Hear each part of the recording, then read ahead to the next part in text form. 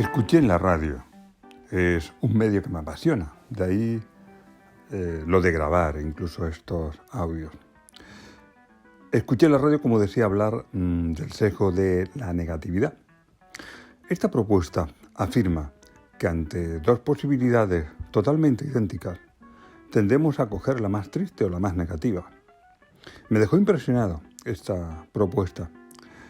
Además ponían un ejemplo. Si, por ejemplo, nos regalan un refresco, y eso nos alegra, pero si lo perdemos o se nos rompe, nos molesta y crea en nosotros un mayor malestar, el hecho de haberlo roto, el hecho de haberlo perdido, que la alegría por tener ese refresco. O sea, ante dos situaciones absolutamente iguales, tener o no tener un objeto, un refresco o cualquier cosa, una negativa y otra positiva, una que la tenemos, otra que la perdemos, nos quedamos más, nos impacta más lo negativo. Por eso que me pregunto si será que estamos programados para la negatividad. Por eso esa pequeña reflexión sobre el sesgo de la negatividad. Siempre me he preguntado por qué no preferimos la felicidad a la tristeza o a la negatividad.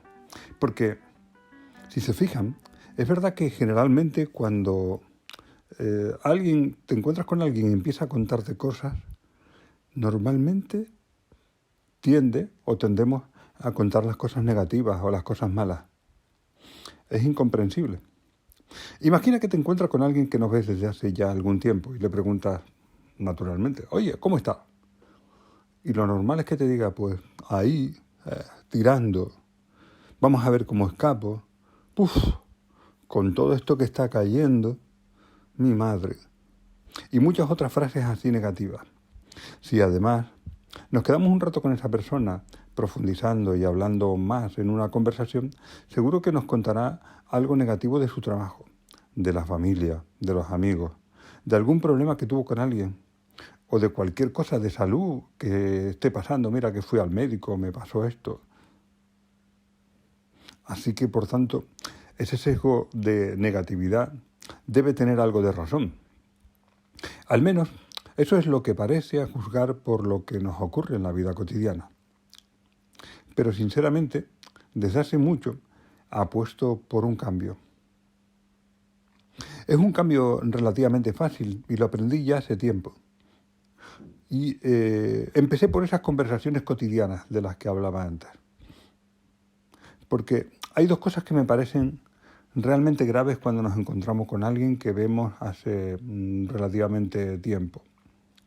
La primera es que tratamos de mejorarle y la segunda es contarle nuestras penas, algo que todos hacemos con muchísima frecuencia. ¿A qué me refiero con esto de tratar de mejorarle?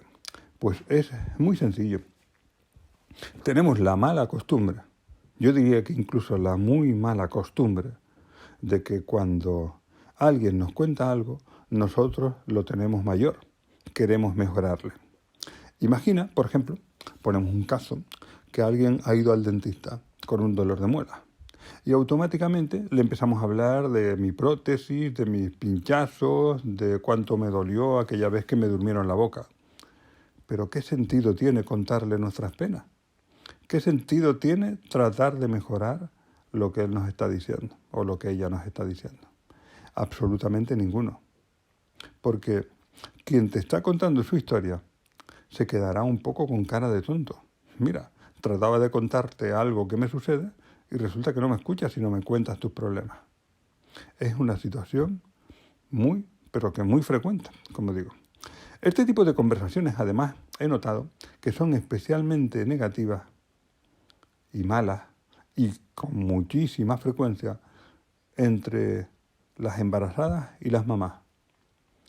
La embarazada empieza a contar cómo se siente, pesada, que no descansa bien, con náuseas, y las mamás rápidamente empiezan a hablar de todos sus embarazos, de sus hijos, de sus partos, de cómo le fue, de cómo no le fue, si tuvo náuseas, si no lo tuvo, y la pobre embarazada, en lugar de sentirse escuchada y comprendida, animada, en lugar de sentirse protagonista, se queda con cara de tonta por haber dicho simplemente cómo se sentía en su embarazo.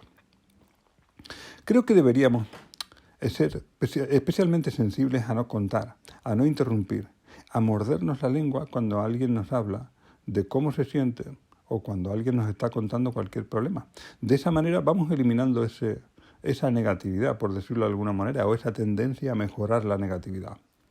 Es un error imperdonable que alguien que te esté pasando por una mala situación y nos diga cómo se siente, lo interrumpamos para decirle que eso son boberías, que ya nosotros lo hemos pasado, que nosotros no fue peor, y darle 1.000.000 de consejos. Aprendamos, por tanto, a escuchar. Y no soltemos nuestras cosas, especialmente las malas, especialmente aquellas negativas. La segunda cuestión que se me propone, o que decía antes, era sobre este sesgo de negatividad, es no contar las penas. Así que, cuando alguien me pregunta, ¿cómo estás? ¿Cómo estoy? No le contesto bien. Ya me he acostumbrado a responder muy bien. Aunque tenga un mal día, aunque realmente no esté bien por cualquier circunstancia. Luego, si profundizamos en la conversación, ya podemos hablar de fútbol, del tiempo, de política, de las alegrías de la vida, de lo bonito de una puesta de sol, del trabajo bien hecho, de un regalo, de cualquier cosa antes de contar las penas. No tiene ningún sentido ir por ahí contando las penas al primero que me encuentre. Reservo esas penas quizás para las personas más cercanas, con las que tenemos más confianza y con las que podemos hablar de todo. Es probable que a lo mejor estas dos cosas no eliminen del todo ese sesgo de negatividad. Sin embargo, algo poquito a poco va cambiando cuando escuchamos a los demás y cuando no le contamos lo mal que nos va a todo el mundo, sino que añadimos algo de agradecimiento, alguna pizca de positividad, algo de alegría. Seguro que con el tiempo se van a forjar en nosotros grandes cambios, para al menos que no nos sintamos peor ante una situación, como dice esta propuesta, al menos para que cuando nos encontremos con algo negativo no nos quedemos más tristes que cuando veamos la misma cosa en positivo, como decía al principio, y es lo que significa este sesgo de negatividad.